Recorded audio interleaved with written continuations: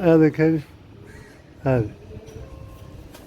ਇਹ ਉੱਤੇ ਲੱਗੀ ਆ ਜਾਂਦਾ ਉੱਪਰ। ਲੋ ਜੀ ਦੋਸਤੋ, ਉੱਤੇ ਹੋਰ ਬਹਿੰਦਾ ਸੀ ਬਸ ਇੱਕ ਹੋਰ ਆ ਡਿੱਗਿਆ। ਇਹ ਪਤਾ ਨਹੀਂ ਸਰਾਜੀ ਹੈ ਕਿਹੜਾ ਕਲਰ ਆ ਦਾ, ਇੱਕ ਹੋਰ ਆ ਡਿੱਗਿਆ ਉੱਤੇ। ਦੇਖਦੇ ਹੁਣ ਇਹ ਫੜੀਂਦਾ ਕਿ ਨਹੀਂ।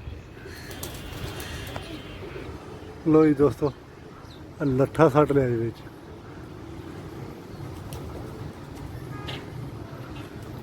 ਪਤਾ ਨਹੀਂ ਸਰਾਜੀ ਕਿਹੜੀ ਨਸਲ ਹੈ, ਇਹ ਸੱਟ ਲਿਆ ਆ ਡਿੱਗਿਆ ਉੱਤੇ ਸੱਟ ਲਿਆ। ਚਲੋ ਇਹਦਾ ਵੀ ਤੁਹਾਨੂੰ ਸ਼ੌਕ ਕਰਾ।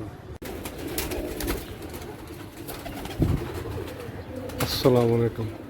लो जी दोस्तों, मादी फड़ी बड़ी प्यारी मादी फड़ी है। लो जी तो शो कराइए, तो बड़ी खूबसूरत मादी है। देखो जी अज तो भी शो कराइए इस जानवर। लो जी दोस्तों, ए फड़ी है मादी, तो देखो तो बहदा कबूतर होर सी पे कोई, तो वह तो गया निकल, तो यह आ डिगी नीवी, पता नहीं कितों आके जाता डिग पे। देखो जी बड़ी प्यारी खूबसूरत मादी है। देखो सानू तो खैर इन्हों का शौक नहीं है, जोड़े लोगों जिन्होंने रखे ने तो बड़े कीमती कबूतर ने।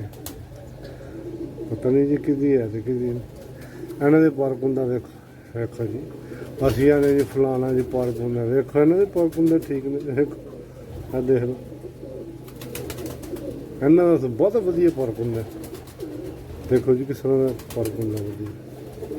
चलो इन्हों का भी शौक करना चाहिए। देखो है, देखो दम ये तो एक चीज़ वहाँ में देखो है पैरों के वाल किड्डे किड्डे जी। देखो किड्डे किड्डे तंबल जी। देखो किड्डा किड्डा बड़ा वाल, एक एक उंगल है, एक एक उंगल तो बराबर वाल जी। देखो देखो जी मेरे रब ने किड्डी किड्डी सोहनी चीज़ां बनाई हैं। देखो माशाअल्लाह मेरे सोहने मालक सुबहान अल्लाह। क्या कितनी खूबसूरती विच जी। मैं कोशिश करा ना कि ये कबूतर को लभे जोड़ा बनाइए, सोहना जोड़ा भी रख सके। चलो ये बच्चे बंद दूजे कबूतरों के पला हटता थले, यह भी एक दो जोड़ा होना चाहिए।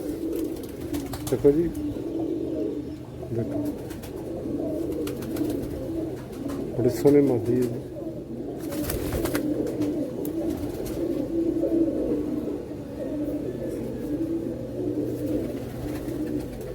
ओके जी दोस्तों।